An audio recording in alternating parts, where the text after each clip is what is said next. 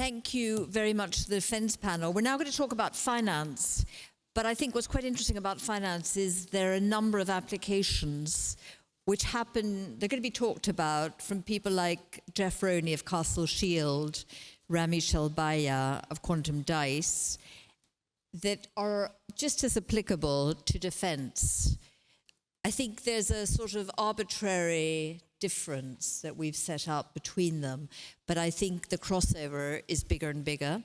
So I would ask Colin Bell of HSBC to please come up. Alexandra Musaviev of Evident, Sholthana Begum of the FCA, Rami Shelbaya of Quantum Dice, and Jeff Roney of Castle Shield.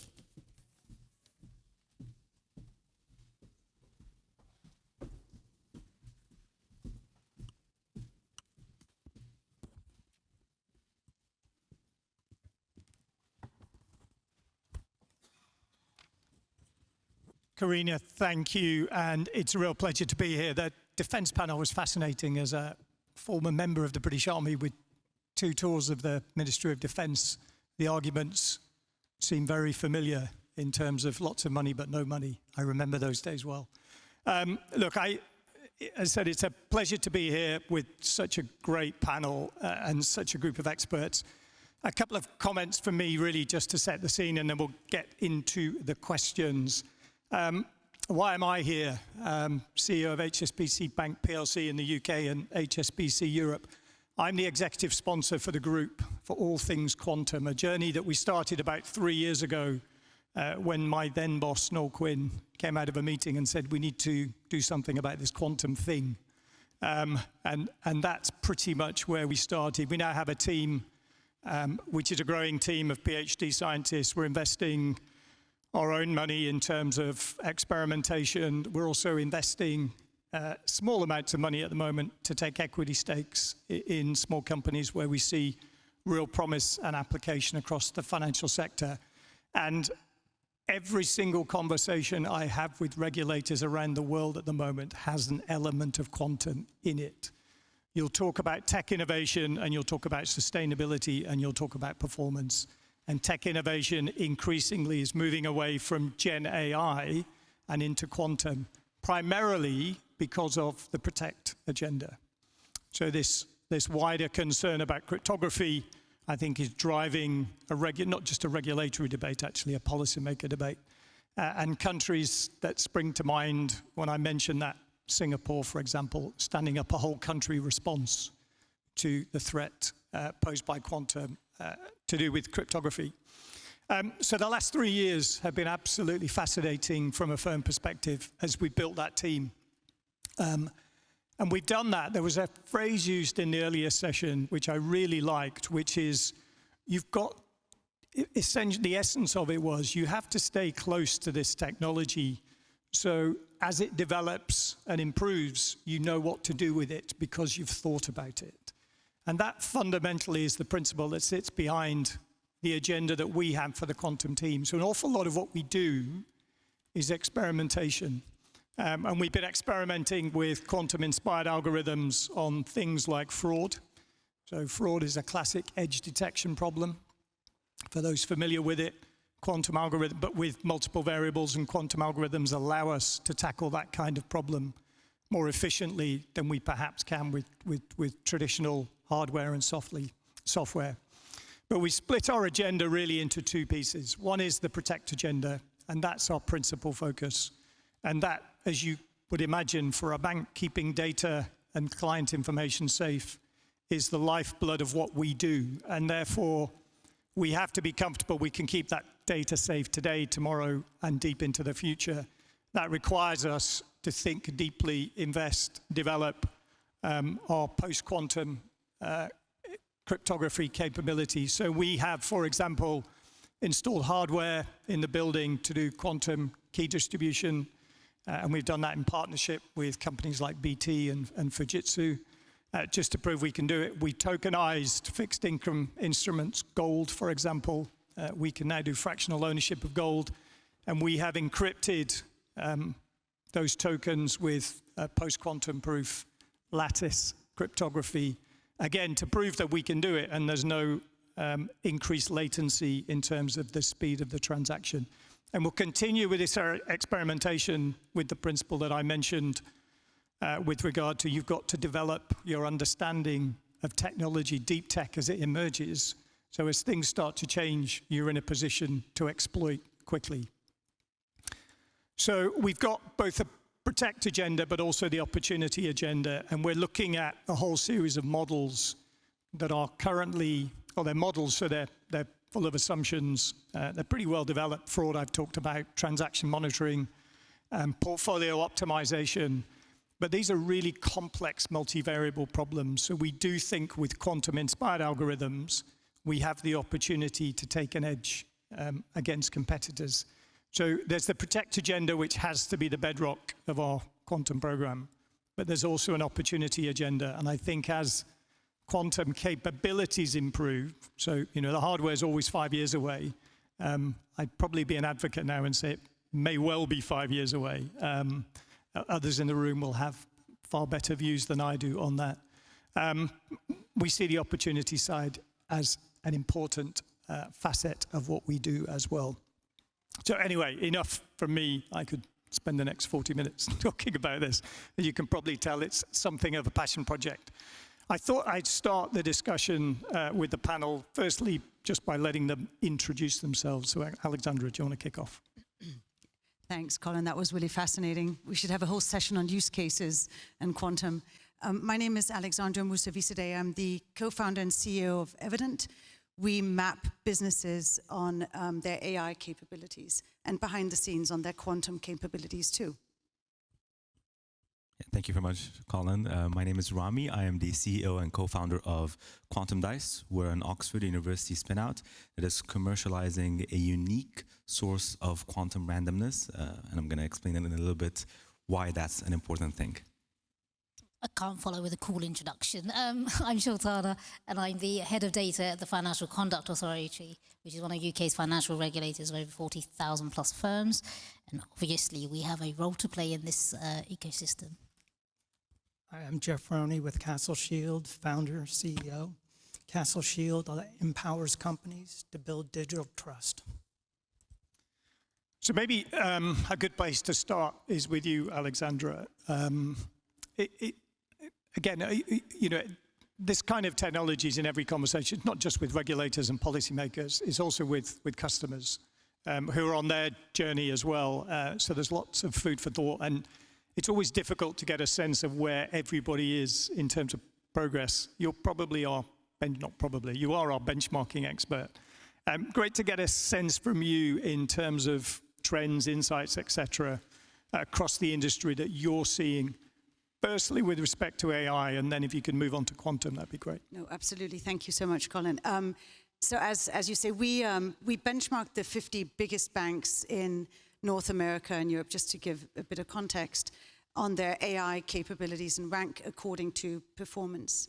And we're actually about 10 days away from releasing the 2024 edition of the index, and there's been so much change this year, so we're seeing a lot of movement in the rankings.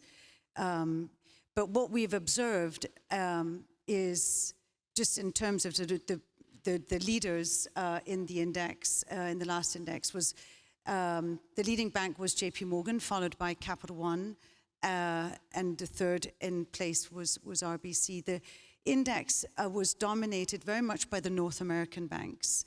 And one of the reasons and one of the things that we observed was that sort of beginning quite early to think about what is an AI-first organization, and then putting in place the changes, the spending, the reorganization, the talent attraction, and looking at the innovation levers to pull from the bank. And so we've seen that what are the common denominators in the top 3 or the top 10 is that they were quite early out the gate and setting those foundations to become really integration ready. So whatever's happening on the front end on AI, whether it's Gen AI or next agentic AI, that the bank can absorb that, identify use cases really quickly, figure out which ones to go for, and then put them through ideation and testing and into production. But on quantum, we have, it isn't published, and I probably should only allude to it, but we have actually looked at the bank's performance when it comes to quantum readiness, and a slightly different picture emerges. You do have some of the the US leaders, leading banks there is JP Morgan, but a very strong showing from HSBC, and I would say, and other European banks too, but very particularly strong from HSBC. But, and you mentioned, Colin, that's something that you've looked at for quite a while. So this sort of stepping into knowing the technology early on to get the people in place to help think about what it's actually going to do for the organization, what use cases emerge, what kind of infrastructure do you need for that, what kind of talent do you need to get in place to move it through the pipeline and be ready for when the quantum capabilities, and some are already there, but to absorb that and use that in the bank. So that's where we are on the AI index and behind the scenes the quantum index. Thanks. And it's interesting, the contrast between the US banks, or the lead the US banks have in AI versus where they are in quantum, leads me perhaps in too subtle a way to regulation. And maybe Sultana, you have an incredibly difficult job in terms of really trying to get and regulators more widely, I think, in trying to get the balance right between promoting innovation, but making sure that we have sound regulation so that innovation is completed and executed within a framework that ensures nothing undermines the integrity of the financial system, given its importance. And therefore, you know, could you just pick up on a couple of those points, but maybe the balance between innovation and regulation, that'd be really helpful. Sure. Obviously, it gave me great comfort that you started the word with protect, and that is foundational. However, I think it's important to just frame the FCA's context here. We're not a technology regulator per se, and so it's very important to understand that the FCA is tech neutral. But what we are interested in is safe and sound and secure outcomes. And in the course of reaching those outcomes, we have to be really mindful of technology, be that AI, quantum, or just sophisticated use of data. So you're right, it is incredibly challenging, but it's also important to understand pace and velocity. The panels already before me that I've heard today have talked about 5 years away, 10 years ago, 4 years away. So how quick should regulatory action be in this space? Well, we haven't stood still. It is important for the regulators to think about technologies, including quantum. And to that effect, we do that both nationally and internationally. And I'll tell you why. Within the UK, we're part of what's called the Digital Regulatory Cooperation Forum. And that forum consists of several of the regulators within the UK jurisdiction, both financial and non-financial. Together, we have already published papers on the quantum insights. What have we learned about effective competition in the quantum ecosystem, security and the transition of quantum secure systems, and we've published information around the integration of other technologies with AI. So we're not standing still. Ultimately, it is quite early in quantum computing within financial services to think about actual regulatory actions. However, it is really important for us to stay abreast. We all know that technology does not move in a linear fashion. It's exponential. And therefore, whether it's 4 years, 5 years, or 10 years, it's really important for us to stay abreast of what is happening. And to that effect, I'll tell you just a couple of things we do think about. One is security impact, which will come as no surprise to you. We know that, for example, a more mature quantum computer will have the ability to break public key encryption, something that we're utilizing in AI and Gen AI and tokenization, and whether you're using harmonic encryption or wherever you're going. At the moment, it's quite secure. When we delve into the realm of quantum, therein lies quite a security challenge. But I'll let the investors and the technology colleagues in the room tell us how we're going to deal with that one.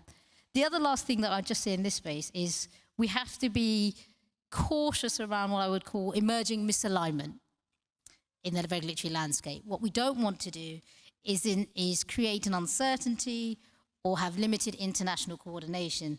I think we've already seen the benefits of international cooperation, both in the investor side and the regulatory side, in understanding this. Quantum, cyber risks are borderless. And so forevermore, I mean, you see a firm on the same panel as a regulator, you will see that paradigm is shifting. And I think it's really important that collaboration and actual communication of our ecosystem has to grow ever closer. So I'll pause there, and I'm sure we'll hear some insights about how we're kind of developing through some of those challenges. Thanks, Sultana. And I can't help but comment on your comments. Inevitably, I think it's music to our ears when we hear international cooperation as a global financial institution, particularly around emerging technology.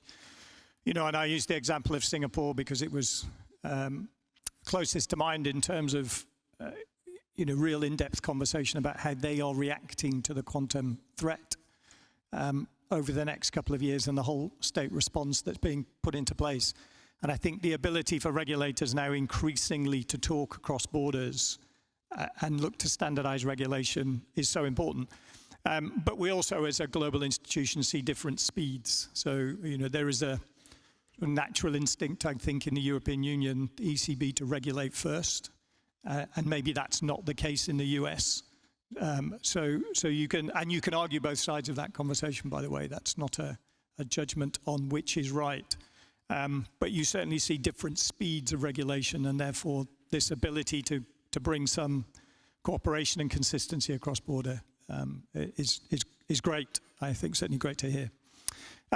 Rami, turning to you. Now get to the deep tech end of things. You teased us with quantum random number generation. Do you want to expand on that a little bit and just explain to everybody why it's so important? Yes, of course. I mean, I think this is going to test my ability to abide by the no jargon rule, but we'll see. Basically what's really interesting about quantum random number generators and why we believe strongly in this technology is that, going back to what you said, Colin, it has dual impact. It can have an impact on both the protect agenda as well as the opportunity agenda. And more importantly, while most quantum technologies are coming but are still a bit away, quantum random number generators are here. And I mean that literally. They're outside on our table if you want to see them.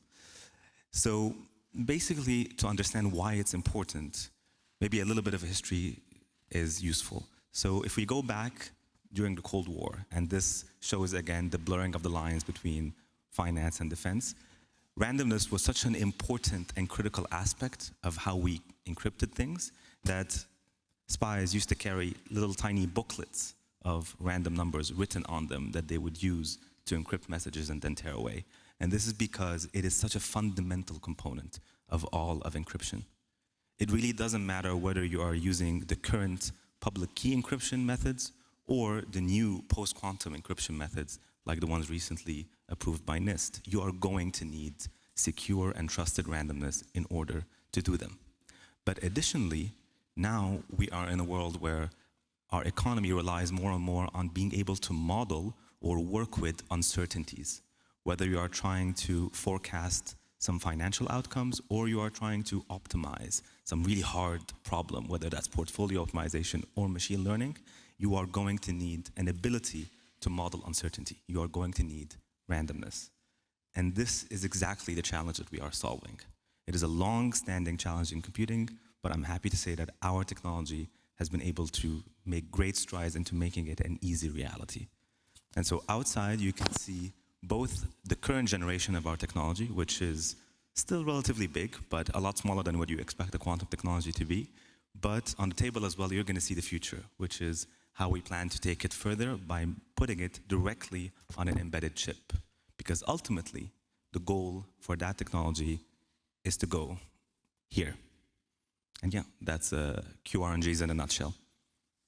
At the risk of self-publicity, do you want to talk a little bit about the work you're doing with HSBC? Of course, yeah. So that falls a little bit more on the opportunity agenda. So over the past year and a half, we've been working with the HSBC innovation team as well as business units within HSBC, not only on doing some experimentation with these kind of technologies, but on looking to see what kind of business value, what kind of commercial impact they can have right now on the different business units and their commercial operations. And things are going quite well. And I think one of the really exciting aspects here is that this is a very easy technology to deploy. So we're working on seeing if we can improve the performance and the operations of forecasting and modeling uncertainties in finance, which is, of course, a very important topic, and maybe a topic that is going to be interesting to the FCA at some point as well. I was going to ask a follow-up question, and then I thought I don't want you to feel you're being regulated. But I will, just because you brought it up, and I think it might be interesting to the audience, if I may, is you spoke about the ability to numerically model, which is actually a perfect storm for a quantum. But do you have any kind of examples of how you're using that to optimize to create more competition for consumers and ultimately more choice? So, I mean, I think the element of competition, an element of choice here is quite relevant, because when you are looking at highly complex problems, highly complex environments, if you can't model uncertainty well, and if you can't model these different choices, then ultimately you're not going to be able to know which one that you can take. So the ability to model different scenarios more appropriately, better in a sense, gives you an ability and gives you a much greater realm of choice when you know exactly what is the risk associated, even with the more riskier options that you go to. Yeah, and I think, just to add, have I lost control of this panel? I think yeah. But we'll keep going. Just to add to Rami's answer, I mean, one of the areas we're finding real benefit with quantum random number generation is in the risk assessment process, because it speeds up the whole process around something called a Monte Carlo simulation. And I hadn't appreciated, until I spent some time on this, that you pick a pseudo-random number, you've got to test it and test it and test it. And we're seeing improvements of 2 to 3 weeks in efficiency by having a genuine quantum random number generator. And if you had any sense of the scale of the number of these simulations we run, having a 2 to 3 week reduction in the amount of time taken to get to the risk assessment process is huge from a productivity perspective. So I think it's a wonderful example of, quantum is here now. There's quantum-inspired software, but the random number side is here now. That takes us neatly into cyber, and Jeff. We hear a lot about, we've been talking about the opportunities in both AI and quantum, but of course, the elephant in the room is always the cyber conversation. How do you think about the impact of both AI and quantum on the cyber landscape? Well, we as an organization hope that both technologies are used for good. But I think everybody can agree that there are going to be bad actors in the world and nefarious nation states. And so we look at the other side of the coin. And so what we really see is a convergence between AI and quantum.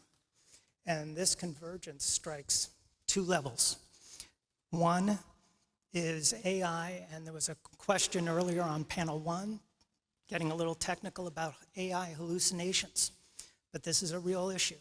And AI is a huge consumer, and it's ravenous in terms of how it consumes the data. But it also has hallucinations, and it bastardizes the origin and the fundamental nature of the data. So if you're a corporation using either quantum digital twins or just normal digital twins like International Paper or Boeing to help their R&D process, the twin is only as beneficial from an economic output as the input of the data. So it's garbage in, garbage out. So the provenance of the data, the origin of the data is critical. Then you look at the other side of the coin, quantum. Quantum, as Admiral Wheeler said, I'll say it the way corporations do, it's harvest now, decrypt later. Suck in as much data, just like the large language models, and they build a library that could fill this room and more. And the reason why they store it is because the value of the data doesn't depreciate. Doesn't matter if it's 5 years from now, 10 years from now. It's just as valuable.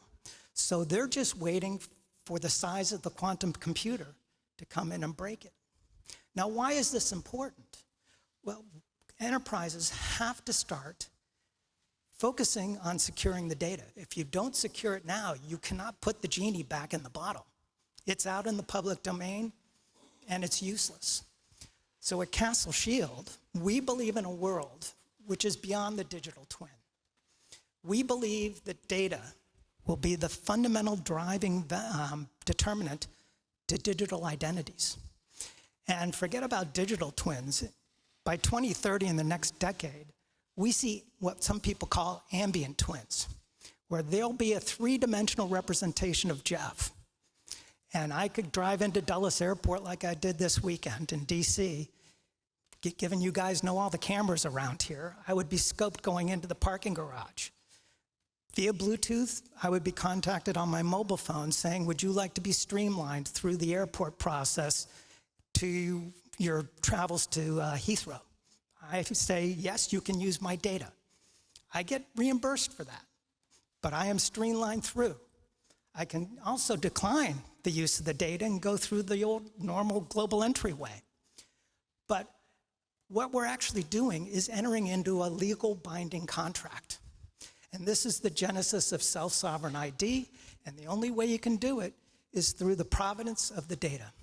And so Castle Shield's mission is to make it extremely difficult for nation states and bad actors, whether internal to corporations or external to corporations, to break data, because we believe all data can be broken.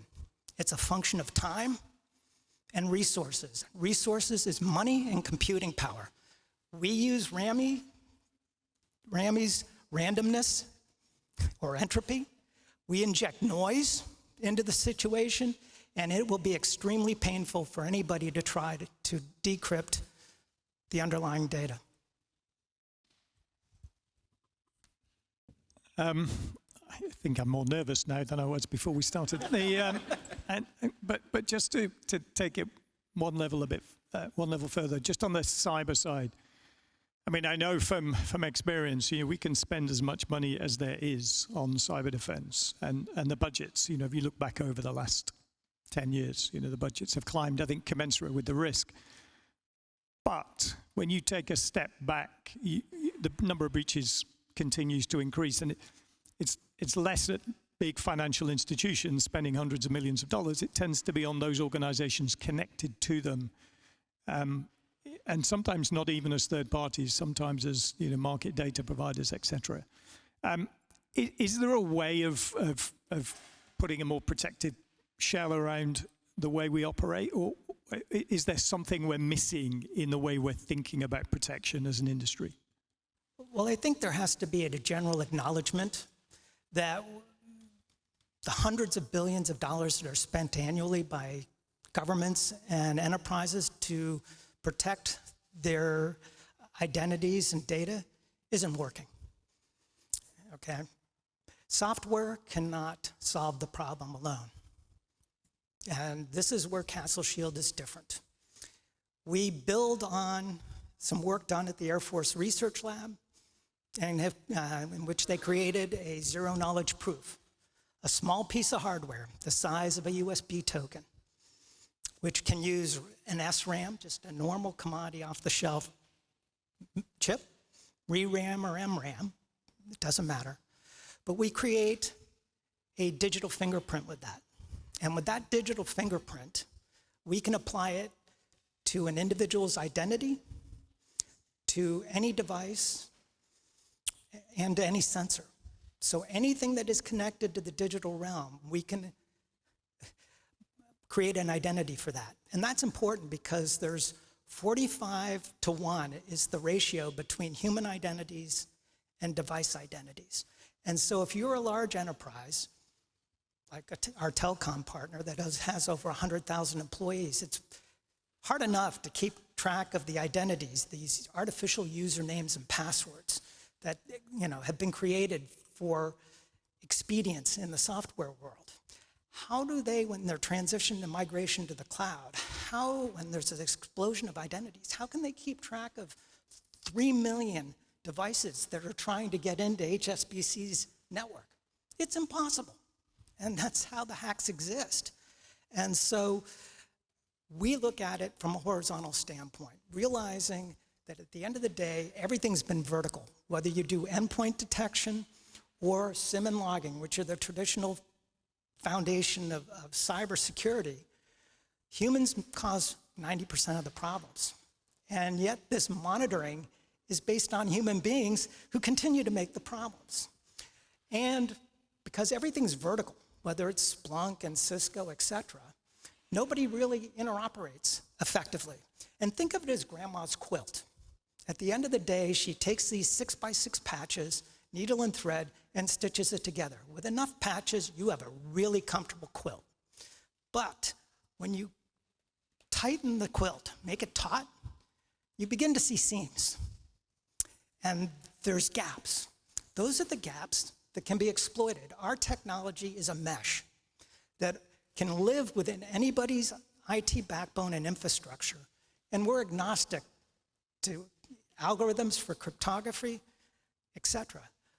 We just create an effective way to identify everybody that you approve as an entity to access your hardware. If you don't approve it, they won't get access.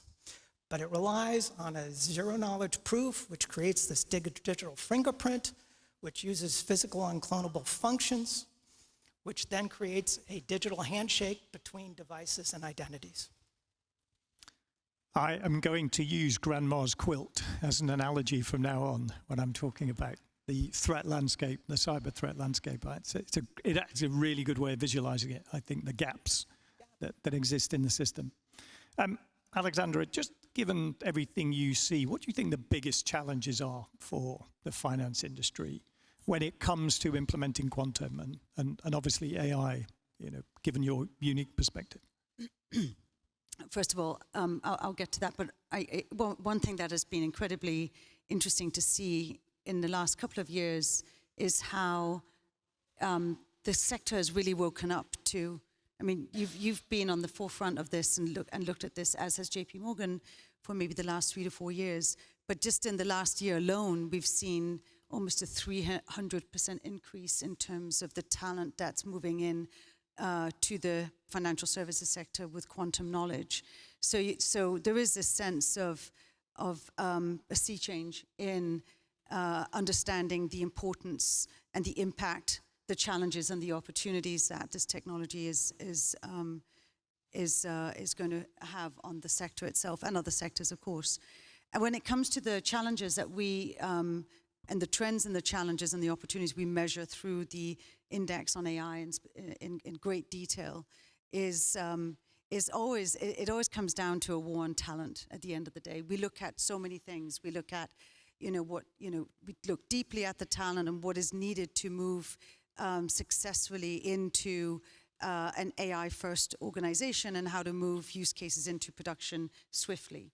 And of course, all of the partnerships and your vendors that are used and tech partnerships that are critical for that too. But when it comes to sort of actually, moving it swiftly and getting that time to production down, it all comes down to sort of the talent stack that you have in the bank. So that's often what we get questions on is, what does that talent profile look like? What are the leading banks got in terms of their talent profile? And how do we get competitive in terms of acquiring and the retention of that talent? And I think the same will be for quantum. Yeah, and we feel that as an organization, and we're finding there's partnerships you can develop, particularly with academia, so sponsorships, PhDs, et cetera, is a great talent pipeline, but upskilling your own people is proving also to be a rich theme for us. In terms of a maturity curve, we've got some very capable people around the technology agenda, and just, I think, giving them quantum as another sort of arrow in the quiver, as it were. Shortana, anything you would add to the challenge question from a regulatory perspective, or anything you wanted to add to this comment around cyber from a regulator? I mean, I'm a regulator, so I could talk about the challenges all day long. But I think Jeff has really actually laid down the gauntlet when it comes to cybersecurity systems and protection. But I just wanted to frame it in the context of the FCA and as a regulator. So there's a few things. I mean, we've always been pro-innovation. The FCA has had 10 years of an innovation center, from everything from supporting startups to, go online and find our synthetic data sets. So it really is taking advantage that our industry can gain from the opportunities, whether it's generative AI or the latter stages when we get to quantum and being able to scale that up. And, we also recognize it's been a really progressive year for quantum. I think, Google has demonstrated some really great advances in error correcting. I think, Jeff, you talked about humans being fallible. There is no perfect human, therefore there will be no perfect digital twin. Therefore, we've got to think about actually what is the marker of accuracy? When is good enough good enough? When do we look in the mirror and say we look okay? Ultimately, humans will be at the forefront of accelerating the challenges, but also accelerating the risks around this. So it's up to us. And that's why I think the comment that Alexandra made about talent and pipeline is the single biggest thing. So I'm really glad you brought it up. I think the other thing I will just say is around the challenges that we face from a regulatory perspective is time to act. It's very important that we remain proportionate because we want to foster innovation. There are benefits to quantum computing, much of which have been said already today, but it's really important that we don't miss beyond just the legal obligation, actually, to a moral one, to an ethical one. And in financial services, we are all sitting here as consumers, and we would want to have fair and ethical outcomes for ourselves. So it's really important that as businesses and as part of industry in this ecosystem, that we want the same thing for our organizations. Yeah, it's a super important point. When AI first emerged in its sort of classical sense, maybe 5-10 years ago, the first governance we set up was ethics. So we set up ethics principles, and it was about how do we think about the ethics of consumer outcomes. And I think, hopefully that's a reflection on how the regulatory environment's matured, that's our sort of starting point for this conversation and something we do have to keep at the forefront of the agenda. We've got a couple of minutes left. I just want to open it up in case there are any questions from the audience. I can see one towards the back. Yeah, thank you. What advice would you give non-exec directors of regulated financial services firms in terms of how they should be challenging the strategy and use of AI within the firms they represent? I missed the first part of that question. If you could just repeat who the advice is for. How should non-exec directors be challenging the use of AI in their firms? So I think some of the advice I would give is, one, get your data right. I think Jeff really clearly said why it's important, and that hasn't gone. I think the number of organizations whose data maturity isn't ready. Therefore, I would strongly ask them to consider where they are in their data maturity. Secondly, I think it's really important to ensure that there is a wide organizational involvement. So if you look at AI pilots, experiments, they're generally harbored in labs, those who know the technology, present company excluded. But in order to get to scalable production and outcomes, whether it's bottom line efficiency or organizational drivers, you need to include everybody from your legal colleagues to your procurement colleagues. It's an organizational decision in how to exploit it. And linked to that one, thirdly, I'll just leave it as, what is the right use case? I believe that we should be really thinking about use case driven technology exploitations rather than technology leading the use case. Yeah, Alexandra. I'd just add to that, in addition to that, and I echo all of the points that she made, getting quite precise on working out how to measure the return on investment. Because that is going to be a question that is going to be at every board, in every board pack, is like, that's fine, where is all of this money going? Organizational wide, and looking at governance and working out how to adapt the systems to be, for the AI specific risk. But at the end of the day, it will come down to measuring the ROI, and the appetite for ongoing investment will be based on whether you can see the impact coming down the pipeline. And so I would say that would be one other thing to keep in mind. Okay, we've got time for one more at the front. Yes. Henrietta Royal, Performanta. I was just actually interested in a non-cyber thing, because I'm cyber. Using AI, particularly within HSBC, one of the things that the banks have always been criticised for is perhaps not lending, for example, let's just say women entrepreneurs compared with men, et cetera, how do you see banks like HSBC using AI to better assess who to lend to without using historical data, which, because you always lend to Ben, will simply tell you that that's going to be the best thing?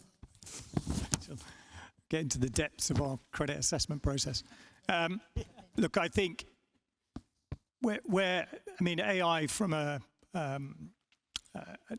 process perspective, I think it's got huge potential advantages because you can just anonymize everything because you have speed and efficiency in the process. So there should be no difference because in terms of consumer outcomes, the outcome should be entirely agnostic to the provenance and diversity of the applicant. Now, AI allows us, I think, firstly, to be far more efficient and productive and automate an awful lot more of that process. And if you think historically, banks have had armies of people looking at applications, and you can look at the diversity of the workforce within banks. The automation of that process, whether it's by AI or standard automation, I think just allows that agnostic view to really make sure it's anchoring the core of the process. So I think it should help, is the short version of the answer. Okay, thank you hugely to the panel. I thought it was absolutely fascinating in terms of insight. I hope it was useful to the audience. So just final thank you for bearing with us.